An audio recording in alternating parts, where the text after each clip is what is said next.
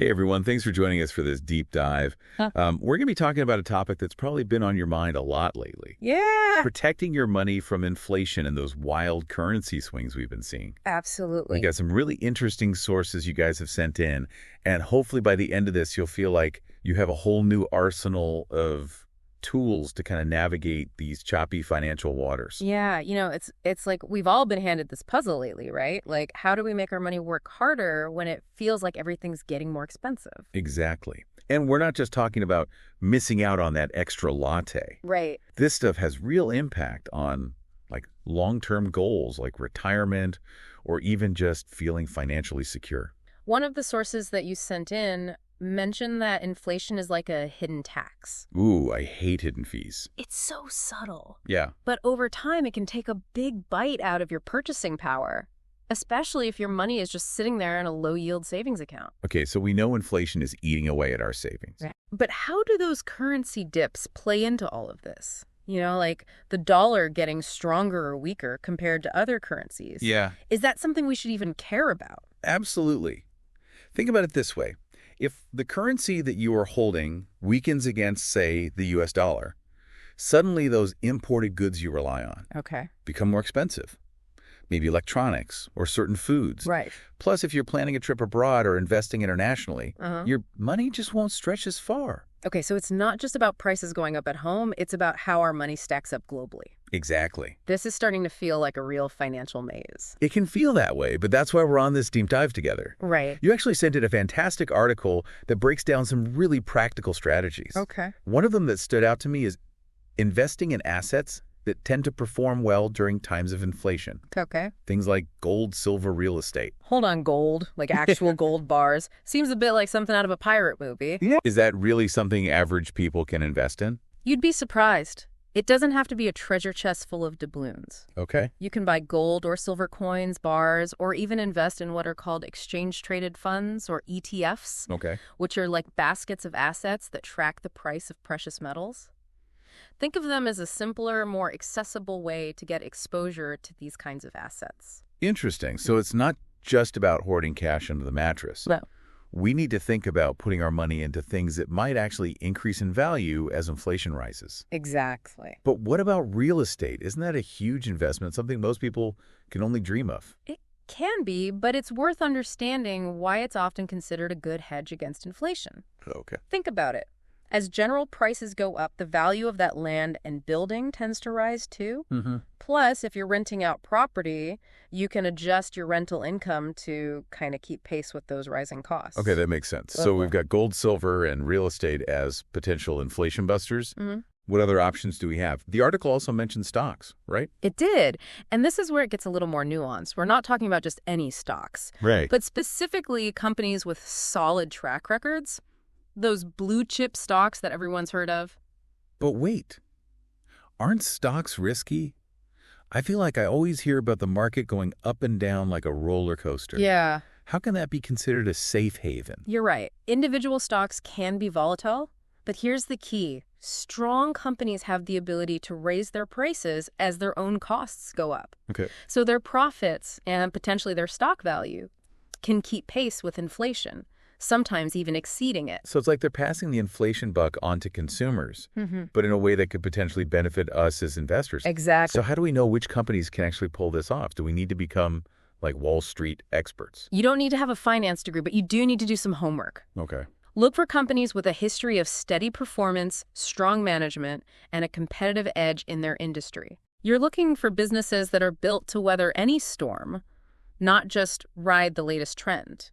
It sounds like picking the right stocks is almost as important as deciding to invest in stocks in the first place. Yeah. So we've talked about a few ways to protect against inflation, but what about those currency dips? What can we do to prepare for those? Well, remember that idea of not putting all your eggs in one basket? Yeah. That applies here too. Diversifying your currency exposure is key. Okay. And one way to do that is by holding some of your assets in US dollars. Why U.S. dollars specifically? Well, the US dollar is considered the world's reserve currency. That basically means it's the most stable and widely traded currency globally. Okay. Think of it as the go-to currency when things get a bit shaky in the world. So even if we don't live in the U.S., having some of our money tied to the U.S. dollar could provide a safety net if our local currency starts to weaken. Exactly. And there are a few ways to do this. You could invest in things like U.S. government bonds or even stocks of U.S. companies. Yeah. There are also ETFs that track foreign currencies or international stock markets, Okay. giving you a way to tap into economies that might have lower inflation rates than your own. ETFs keep coming up. Sounds like we need to do a whole deep dive on those alone. But before we get sidetracked, you mentioned another option for diversifying cryptocurrencies. Mm-hmm. That's something I'm hearing about everywhere, but honestly, it feels risky. Cryptocurrencies like Bitcoin are still a bit of a wild card, that's for sure. Okay. They can be incredibly volatile, but they're also increasingly being seen as a potential hedge against traditional currency risks because they're not controlled by any single government or institution. So it's a high-risk, high-reward kind of situation. Yeah. Got it. But I'm getting the sense that this whole currency diversification thing isn't about betting on one winner. Right. It's about spreading our risk, right? You got it. It's about creating a portfolio that can handle different economic scenarios. Don't put all your faith or your money in any single currency or asset. This is all making sense. But I have to admit, it's a lot to take in. Yeah. We've talked about inflation-resistant assets and diversifying our currency exposure. Are there any other tools or strategies we should be aware of? What about something like dollar cost averaging? That's actually a perfect segue because dollar cost averaging, or DCA, is all about taking action in a way that feels manageable, even when the market is unpredictable. Okay, I'm all ears. Yeah. What's the basic idea behind DCA?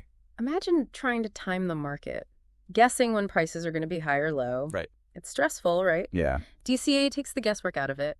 You invest a fixed amount of money at regular intervals no matter what the market is doing. So let's say I decide to invest $100 every month. I just do that consistently even if the market is going crazy. Yeah. Doesn't that seem a bit counterintuitive? It might seem that way, but it actually helps smooth out the bumps. Okay. Think of it like planting seeds regularly no matter the weather. Some might flourish more than others, but over time your consistent effort yields a healthy garden.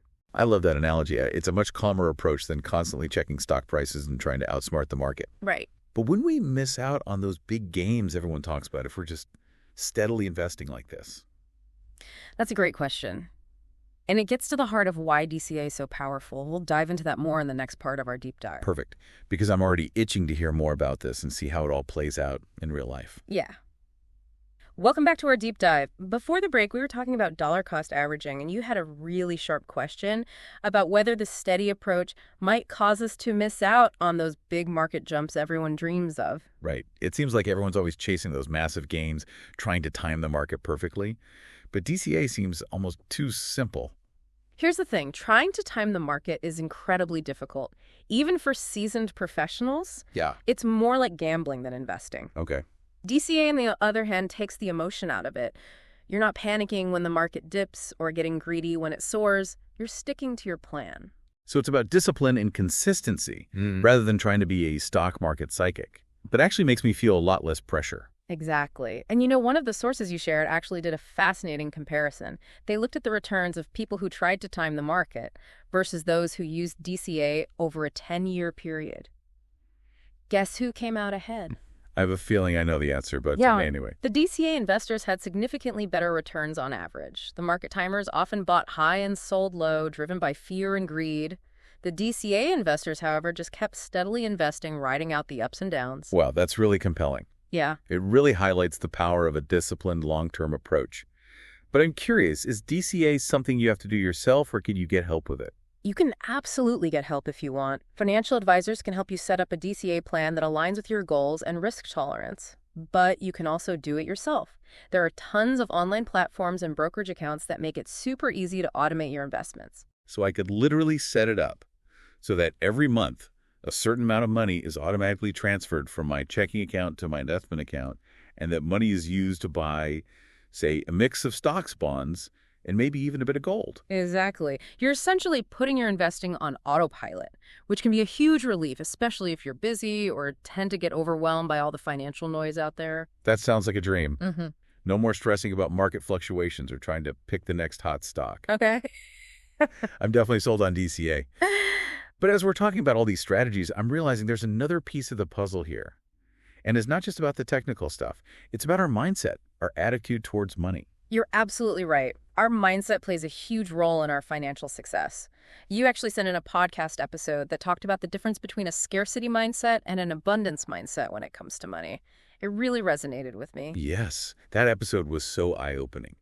Can you remind us about the difference between those two mindsets? A scarcity mindset is rooted in fear.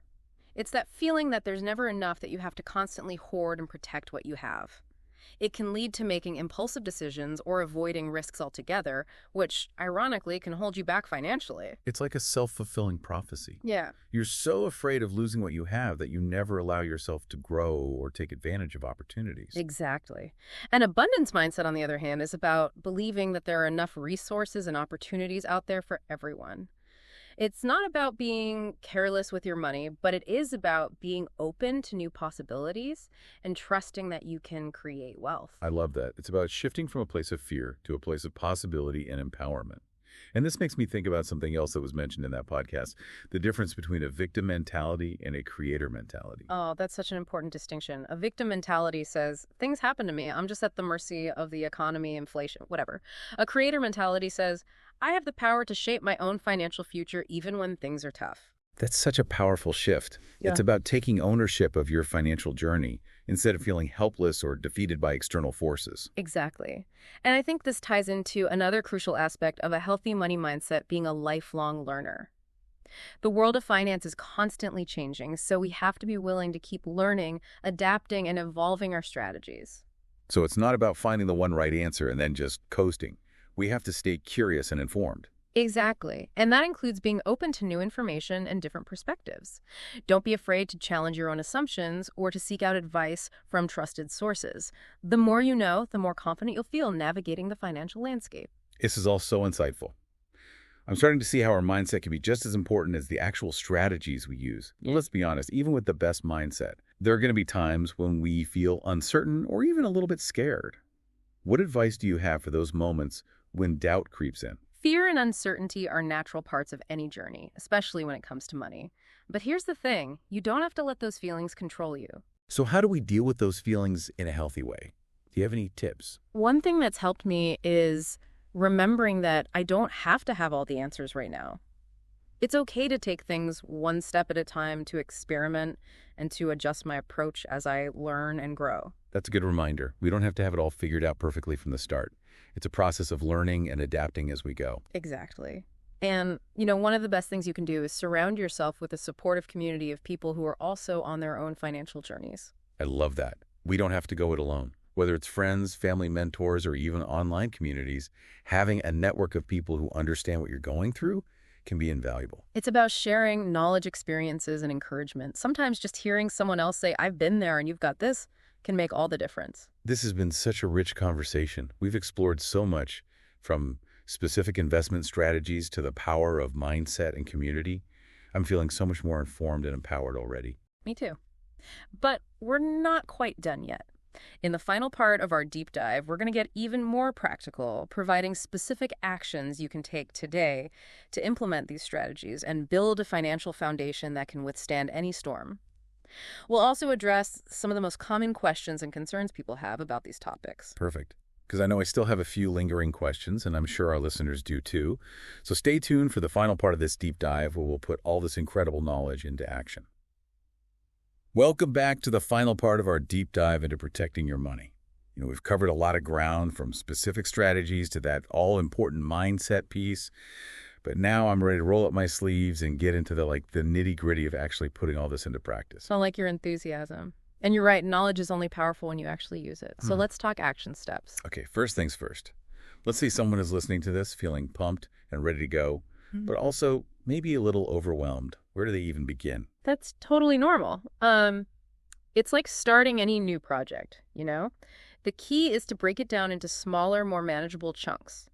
Don't try to do everything at once. Start by taking a deep breath and focusing on just one step. So what's a good first step? Should we be rushing out to buy gold bars or frantically researching crypto? Well, before you do anything drastic, the most important first step is to assess your current financial situation. This means taking a good, honest look at your income, your expenses, your savings, and any existing investments you might have. It's like taking inventory before a big cooking project. You need to know what ingredients you're working with before you can create a masterpiece. Exactly. Once you have a clear picture of where you stand, you can start to think about your goals. What are you hoping to achieve with your money? Are you saving for a down payment on a house, planning for retirement, or maybe just trying to build a safety net so you can sleep a little better at night? Right? Because our goals will determine what strategies make the most sense. It's all about aligning our actions with what we actually want to achieve. But this is where I started to get a little stuck. There are so many options and strategies we've talked about. How do you choose what to prioritize when resources are limited? That's a great question, and something a lot of people struggle with. Here's a helpful way to think about it. Imagine you have a toolbox, and each financial strategy is a tool. You wouldn't use a hammer to tighten a screw, right? Each tool has a specific purpose. The same goes for financial strategies. So we need to choose the right tools for the job based on our goals in our current situation. That makes a lot of sense. But where do we even find these metaphorical tools? We live in an amazing time where there's so much information and support available right at our fingertips. There are tons of reputable online platforms, brokerage accounts, and even educational websites and podcasts that can guide you through the process. That's true. But it can also feel like drinking from a fire hose sometimes. There's just so much information out there. It can be hard to know what to trust or where to even begin. You're absolutely right. Not all information is created equal, and it's crucial to be discerning. One thing I always recommend is to look for sources that are unbiased, transparent, and that focus on educating rather than just selling you something. So what are some red flags to watch out for? How do we know if someone is just trying to push their own agenda? Be wary of anyone who promises quick riches or guaranteed returns. Investing is a long game, and there are always risks involved. Also, look for sources that are backed by solid research and data, not just hype or speculation. That's great advice.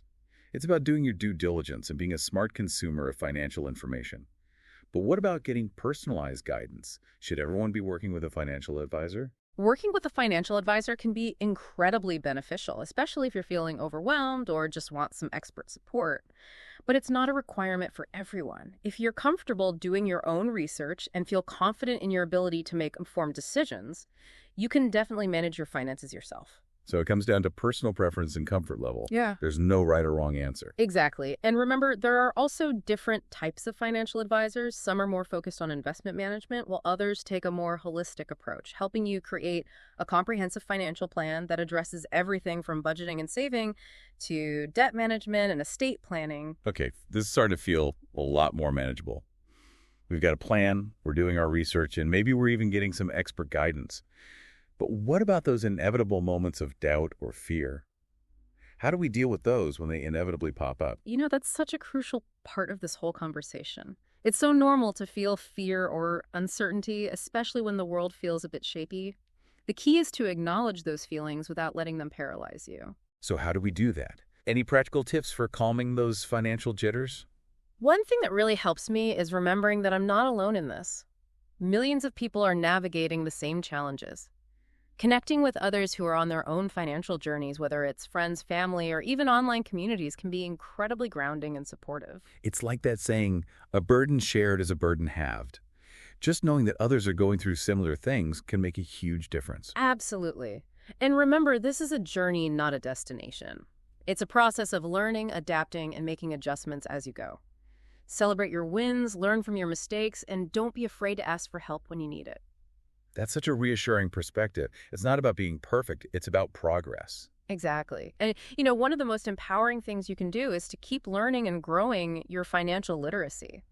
The more you understand about money, the less scary and overwhelming it becomes. So what's the best way to keep learning? Should we be reading all the financial news, listening to every podcast, and attending every webinar? You don't have to go to those extremes. Start by identifying a few trusted sources of information that resonate with you. Maybe it's a specific website, podcast book, or even a financial advisor you trust. The key is to be consistent and to keep feeding your mind with knowledge. This has been such an insightful and empowering conversation. I feel like I've gained a whole new level of understanding and confidence about navigating these financial challenges. Me too. As we wrap up, I want to leave our listeners with one final thought. If you could design your ideal portfolio, the one that would make you feel truly secure and confident, what would it look like? Ooh, that's a great question. And the answer will be different for everyone, depending on their goals, risk tolerance, and values. But taking the time to visualize that ideal portfolio and then taking those small, consistent steps to make it a reality is incredibly powerful. Remember, you have the power to shape your financial future. Don't be afraid to take control, seek support, and never stop learning. And on that note, thanks for joining us for this deep dive. Remember, money doesn't sleep, and neither should your strategy.